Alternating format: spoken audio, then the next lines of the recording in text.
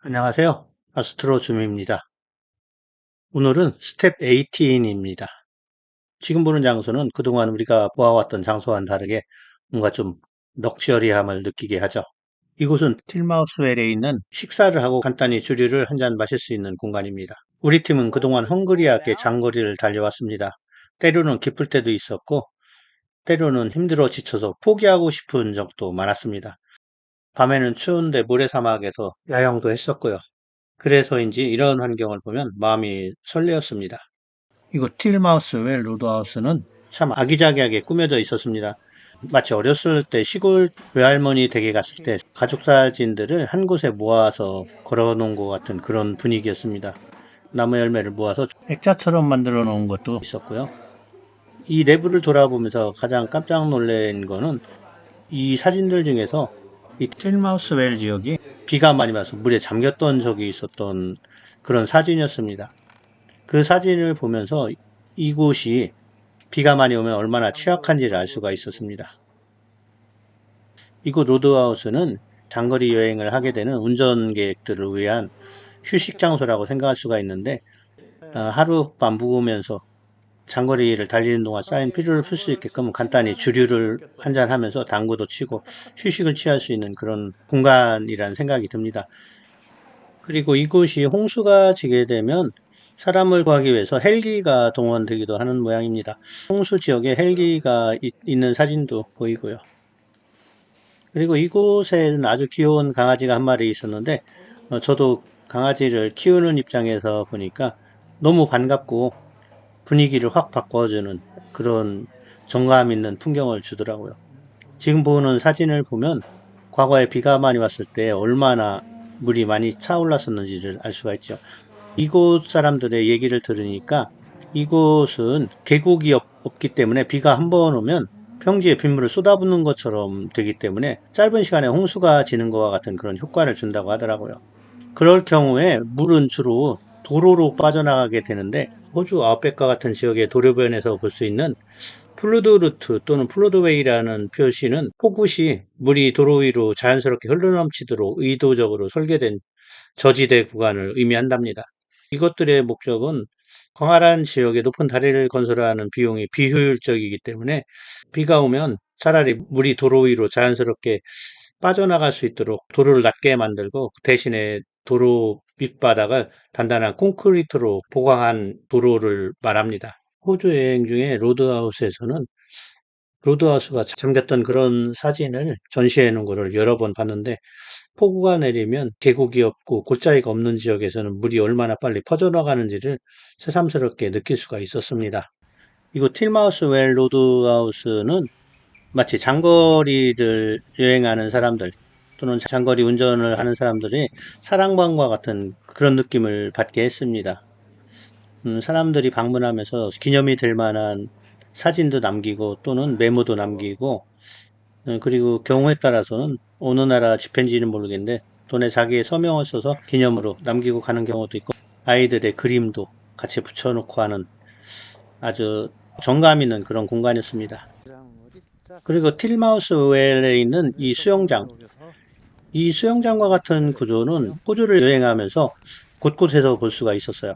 전에 영상에서도 소개한 적이 있었는데 그런데 이 수영장의 물들은 제가 이렇게 찍어 먹어 봤는데 무척 짭니다. 그 이유는 이곳에 소금을 부어놨기 때문인데 그 이유가 궁금해서 직접 물어봤는데 이곳 분이 하는 얘기는 동물이나 곤충들이 물속에 들어가면 물을 식수로 사용을 할 수 없기 때문에 이곳은 사막 지역이라 물이 상당히 부족합니다. 그래서 저물을 때로는 식수나 응급용수로 사용하는데 그곳에 다른 동물들이 이 물에 들락달락하면 안 되니까 물을 짜게 해놨다고 하더라고요. 그래서 수영장에 새가 한 마리 있는 것도 본 적이 없는데 그 이유를 이제서야 알게 됐습니다. 지금 보는 것은 개미집인데 전에 우리가 개미집을 본 적이 있는데 개미집이 엄청나게 규모가 큽니다. 사람 키보다도 더 크게 위로 불룩하게 되어 있는데 이것은 작은 개미집이 옆으로 쓰러져 있었는데 그것을 들여다보고 있는 건데 흰 개미들이 분주히 왔다 갔다 하고 개미집에 구멍이 송송 뚫려 있는데 이렇게 구멍이 송송 뚫려 있고 위쪽으로 된 이유는 두 가지 이유라고 합니다. 일단 이곳이 여름에 무척 덥기 때문에 안에 구멍이 뚫어서 통기성을 우수하게 해서 개미집 내부를 시원하게 하고, 그리고 땅을 파고 밑으로 들어가는 게 아니라 위로 올라가는 것은 이곳이 여름철에는 우기 때 비가 많이 오기 때문에, 비가 많이 오면 개미집 아래가 물로 잠기기 때문에 점점 위쪽으로, 개미들이 본능적으로 위쪽으로 집을 짓게끔 그렇게 진화를 했다고 합니다. 우리 팀은 이 틸마우스웰에서 1박을 하고 출발을 준비하고 있습니다. 지금 풍경을 보니까 하루 더 묵으면서 이곳을 충분히 즐겼으면 하는 아쉬운 생각이 듭니다. 틸마우스를 떠나서 좀 이동을 하다 보니까 주유소에 딸린 자동차 수리점이 나타났습니다. 이곳에서 전에 터져서 너덜너덜했던 타이어도 새 것으로 교체를 하고, 기름도 충분히 넣고 울룰루 카타추타 국립공원을 향해서 출발을 하기로 합니다. 펑크가 나서 너덜너덜한 타이어를 떼고 새 타이어를 달으니까 마음도 산뜻하고, 새로운 타이어를 보니까 펑크뿐만 아니라 마음까지 든든해지는 효과를 줍니다. 호주의 아웃백만을 여행하다가 사람이 사는 이런 곳에 도착을 하니까 뭔가 푸근하면서도 안정감을 갖게 합니다. 그리고 이곳 사람들 되게 친절하고 낯선 이방인들에게도 친절하고 따뜻하게 대해줬습니다. 타이어 교체를 하고 기름을 넣는데 차량 세대의 공기압을 전체 다 체크를 해줬습니다.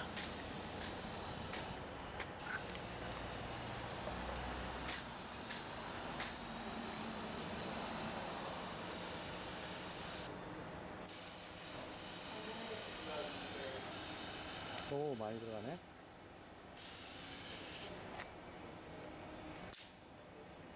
이제 오버? 예, 땡큐. 그리고 우리 팀은 앨리스 스프링에 도착을 했습니다. 지금 보는 이곳은 과거에 학교였던 곳인데 지금은 박물관으로 개조해서 전시를 하고 있었습니다.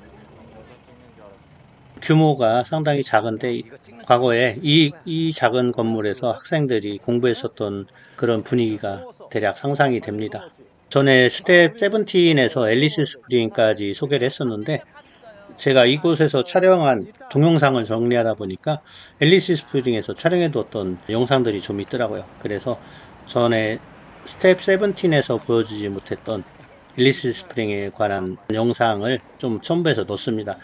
전에는 제가 앨리스 스프링을 소개하는 참고 자료를 제시해서 보여줬던 걸로 기억이 돼요.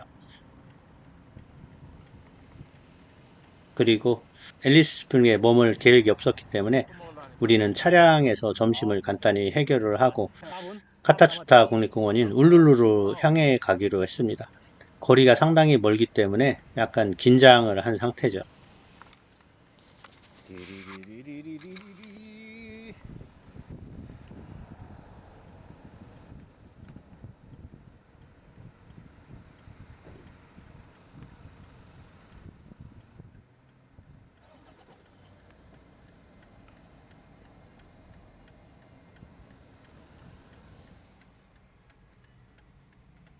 드넓게 펼쳐진 평원 위에 해가 지고 있습니다. 저녁 노을이 지고 있는 걸 차창으로 내다보는데 너무 멋지고 개방감이 있고 가슴이 확 열리네요. 우리나라와 같이 좁고 산과 건물들로 가득 찬 도로변의 풍경과는 완전히 다른 맛을 보여줍니다. 정말 호주를 여행하면서 느낀 거는 세상이 이렇게 광활할 수도 있구나 하는 것이었습니다.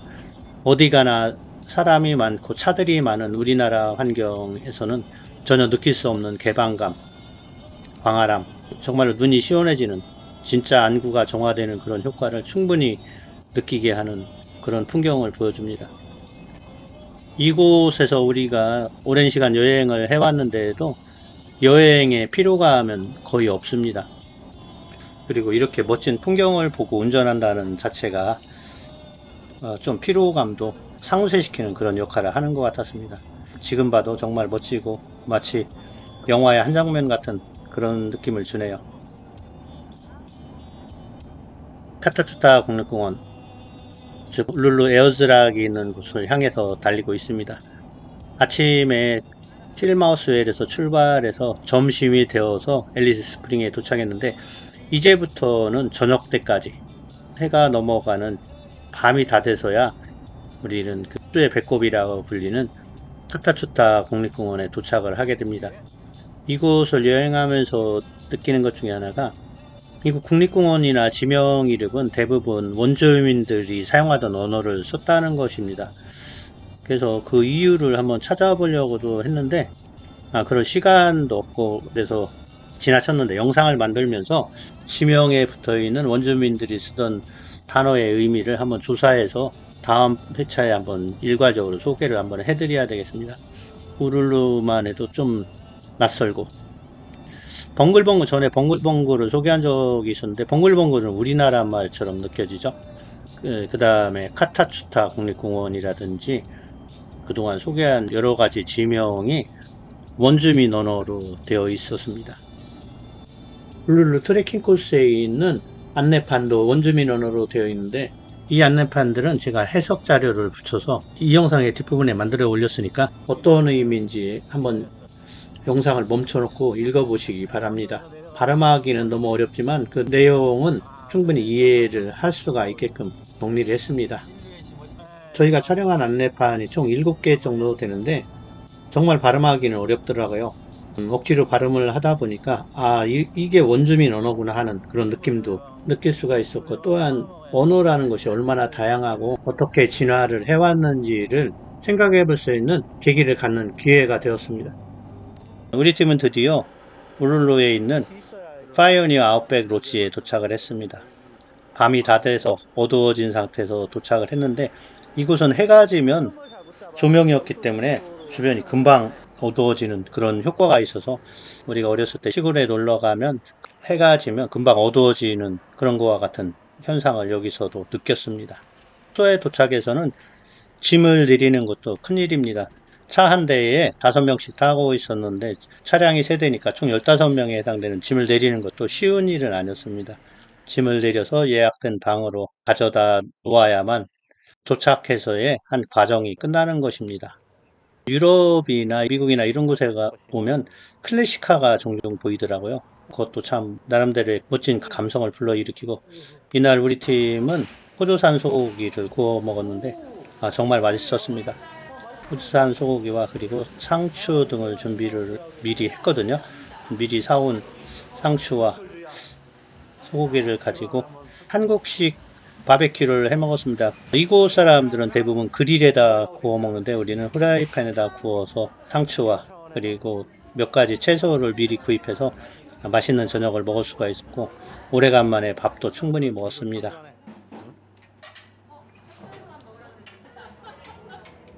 다음날 아침에 에어즈락을 향하기 위해서 준비를 하고 있습니다. 이곳 사막 지역을 달리다 보면 차의 앞유리가 붉은색 토양, 붉은색 먼지로 가득 끼어서 시야가 흐리는 경우가 있어서 시간이 날 때마다 앞유리를 닦아줘야 됩니다. 차의 앞부분을 보면 흙먼지가 많이 쌓여 있고 라이트 부분에도 흙먼지가 잔뜩 쌓여 있는 것을 볼 수가 있습니다. 사막 지역이 아닌 곳을 달려도 도로에는 그 먼지가 많기 때문에 시간이 날 때마다 차량 유리를 닦아줘야 되고, 그리고 윈도우 브러쉬에 워셔액이 충분히 들어 있어야 됩니다. 워셔액도 매번 채워줘야 됩니다. 운전할 때마다 닦기는 어려우니까 주로 달리는 도중에는 워셔액을 뿌려서 브러쉬를 사용해서 유리를 닦거든요. 그러면 워셔액이 많이 소모가 됩니다. 그리고 호주를 여행하다 보면 캠핑 트레일러가 상당히 많이 보입니다. 캠핑 트레일러가 우리나라에서는 낭만으로 쓰이지만 이곳은 현실인 것 같습니다. 왜냐하면 여러 차례 소개한 바와 같이 숙소를 찾기가 쉬운 편이 아니고 로드하우스가 거의 400~500km마다 한 번씩 나타날 정도로 거리가 멀기 때문에, 그리고 로드하우스에 사람이 다 차 있는 경우에는 잘 곳이 없습니다. 그래서 캠핑카가 이곳에는 아주 활성화가 되어 있고, 활성화가 되어 있다기보다도 캠핑카가 장거리 여행하는 데는 필수라고 이렇게 생각이 됩니다. 우리는 카타추타 국립공원 입구에 와 있습니다. 울루루 카타추타 국립공원이라고 되어 있고, 팔야라는 말이 보이는데 팔야는 원주민 언어로 안녕하세요 또는 환영합니다라는 뜻이라고 하더라고요. 우리는 이곳을 통과하면서 입장권에 해당되는 티켓을 구입을 했습니다. 인원수와 상관없이 차량 한 대당 얼마씩 지급을 했는데 그 금액은 지금 기억이 나질 않네요. 그리고 멀리 우루루의 에어즈락이 보입니다. 이 에어즈락은 우리 언어, 지구학적인 언어로 사암돔이라고 하는데 세계에서 가장 큰 바위라고 합니다. 이것은 무슨 뜻이냐면 단일 바위로 된 가장 큰 돌덩어리라고 합니다. 그래서 이 돔이 세계에서 가장 큰 사암돔이라고 이렇게 기록이 되어 있더라고요. 그리고 차량 앞에 걸려 있는 저것이 차량 한 대당 이곳 울룰루를 여행할 수 있는 티켓입니다. 저 티켓 하나를 가지면 이곳을 뭐 며칠 동안 여행을 해도 상관이 없습니다. 그동안 여행해온 지도를 보니까 어마어마한 대장정을 소화해냈네요. 그리고 드디어 우리는 호주의 배꼽에 해당하는 에어즈락에 다가가고 있습니다. 그리고 앞으로 가야 될 경로도 간단히 표시를 해서 보여주고 있네요. 숙소인 아웃백 로지에서 에어즈락으로 가는 도로는 포장이 너무 깔끔하게 되어 있었습니다. 그동안 여행하는 중 도심을 통과하는 경우를 제외하고는 이렇게 깨끗한 도로 상태를 본 적이 거의 없었습니다. 그것은 아마도 이곳이 호주에서 유명한 관광지이기 때문에 관광객들이 많이 찾기 때문에 그렇고, 또 주변에 앨리스 스프링이라는 도시에는 국내선 공항이 있는데 이렇기 때문에 이곳을 찾는 관광객들이 많기 때문에 도로를 깨끗하게 정비한 것 같고, 그리고 이 도로를 운행하는 차들도 그동안 보아온 것과는 다르게 차량의 수가 상당히 많았던 것으로 기억이 됩니다. 그만큼 이곳을 찾는 사람들이 많았다는 뜻이죠. 드디어 에어즈락에 가까워지고 있습니다. 멀리서 봤을 때는 바둑알 엎어놓은 것처럼 보였는데 점점 가까워지니까 그 규모가 어마어마하게 크다는 것을 알 수가 있었습니다.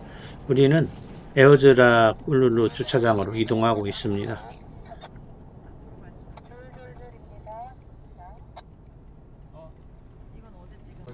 지금 보는 풍경은 지난번에 보여준 벙글벙글에서 보는 지형과 상당히 흡사합니다.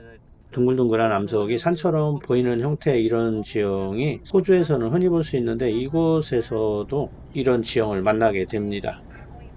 지금 영상을 편집하면서 보니까 호주를 갔다 온 게 엊그제 같은데 참으로 시간은 빠르게 지나갔다는 생각이 드네요. 울룰루 주차장에 도착을 하니까 재미있는 문구를 담은 차가 보였습니다. 아마도 이 차량의 주인은 롤링스톤스의 팬인 것 같습니다. 키스 리처드가 한 말을 적어놨는데, 키스 리처드는 롤링스톤스의 기타리스트였습니다. 저것을 번역을 해보면 권력이나 권위에 도전하려면 두 발을 사용하는 것이 훨씬 더 나을 것이다 이렇게 되어 있는데, 이것은 권력이나 권위에 도전하려면 최대한 강하게 하라는 그런 의미를 담고 있는 글귀라고 생각하시면 되겠습니다. 제 채널 카테고리 중에서는 기타 연주라는 카테고리가 있는데, 저도 전에는 밴드 활동을 했었고 하드락이나 헤비메탈을 되게 좋아하는 그런 취향을 가지고 있었습니다.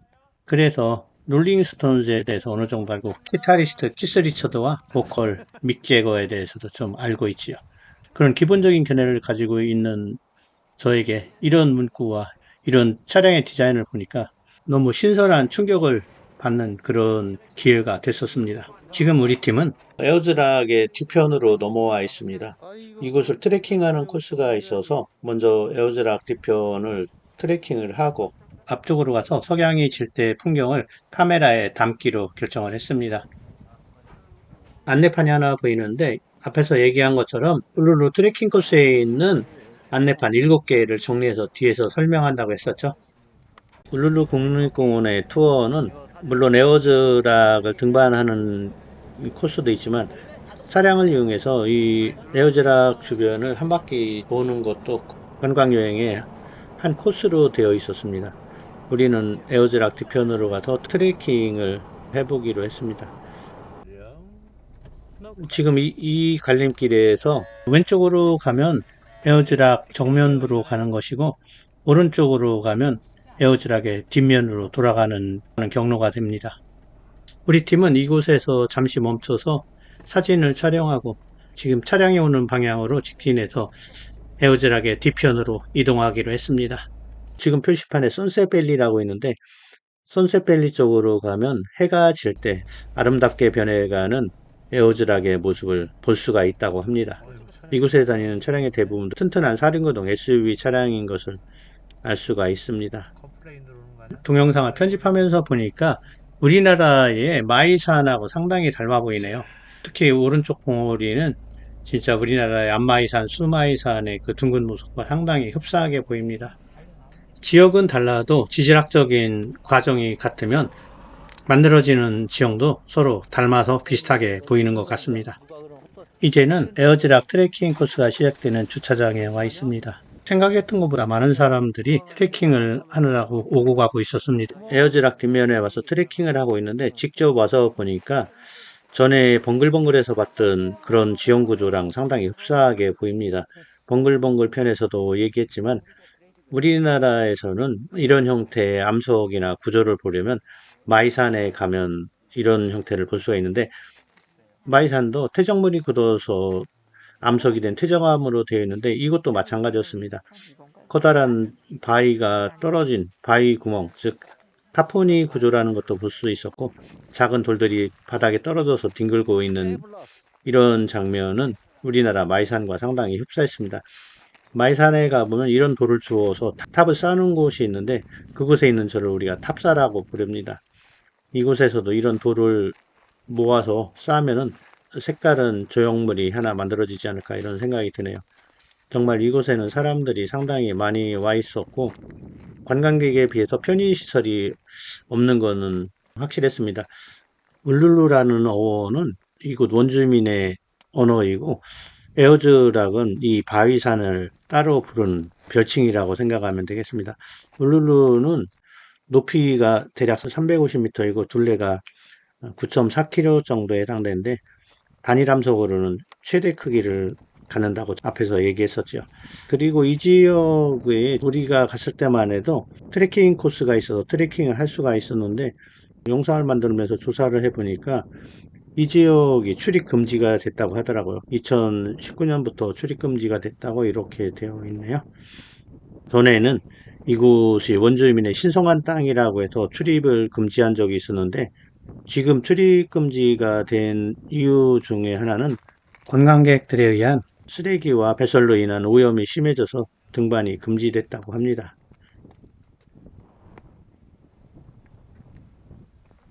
그리고 앞에서 보는 거와 달리 울루르의 뒷면으로 가면 계곡처럼 골짜기가 져 있는 것을 볼 수가 있고 특히 이곳에는 파리가 되게 많은데 이곳에 있는 파리 부시파리라고 합니다. 풀숲에 사는 파리인데 이곳이 상당히 건조한 지형이기 때문에 수분을 얻을 수가 없으니까 이 파리들이 사람이 지나가면 수분을 섭취하려고 눈이나 입으로 달려들게 되는데 그런 것을 막기 위해서는 파리망이 쳐진 모자를 쓰는 경우가 많은데 저희는 그런 정보를 미리 얻지를 못해서 단순히 수건으로 얼굴을 가리고 지나갔었습니다. 그랬는데 이곳에 다니는 현지인들을 보니까 다 파리망이 쳐진 모자를 쓰고 다니더라고요. 우리 팀이 호주를 여행하면서 단일 관광지에서 이렇게 많은 사람을 만나본 적이 없었습니다. 그래서인지 사람에 의한 오염을 탓하기 전에 오염을 방지할 수 있는 예방책이 있었으면 좋겠다는 생각이 들었습니다. 앞에서 얘기한 것처럼 쓰레기를 버리거나 사람들이 대소변을 볼 수 있는 곳이 없어서 아마도 사람들이 보이지 않는 곳에 가서 대소변을 보는 바람에 오염이 심하게 되고 그리고 파리나 이런 것들이 들끓게 돼서 아마도 출입을 금지했을 거라고 이렇게 생각이 되네요. 그리고 울루르 에어즈락에 해가 비치는 각도에 따라서 시시각각 울루르가 다양한 색깔을 보여줘서 더욱더 신비한 그런 현상을 볼 수 있다 했는데 우리는 이곳에 오래 머무를 시간이 없었기 때문에 시시각각 달라지는 현상을 볼 수가 없었고 오후에 도착해서 저녁 때까지 머물러서 노을이 울룰루에 들이우는 장면은 볼 수가 있었습니다. 거대하고 광활한 평연으로 드리워지는 저녁 노을을 바라보면서 우리는 어두워지기를 기다렸다가 은하수 사진을 촬영하기로 했습니다. 6D 풀프레임 카메라를 사용해도 4장 정도를 찍어야 은하수 전체와 풍경을 담을 수가 있었습니다. 저는 6D 카메라를 사용해서 겹치는 부분을 포함해서 총 8장을 촬영을 해서 포토샵의 오토머지 기능을 이용해서 한 장의 사진을 완성했습니다. 지금 사진은 은하수를 중심으로 해서 합성을 한 것이고 지금 보는 것은 지상 풍경을 기준으로 해서 합성을 한 것입니다. 그리고 화각이 무척 넓어 보이는 지금 사진은 삼양 14mm 단렌즈를 사용한 것입니다. 그리고 지금부터 보이는 것들은 앞에서 언급했던 것과 같이 카타츠타 국립공원의 표시판을 해석한 자료를 영상으로 만든 것이니 영상을 멈춰 놓고 천천히 한번 읽어보시기 바랍니다.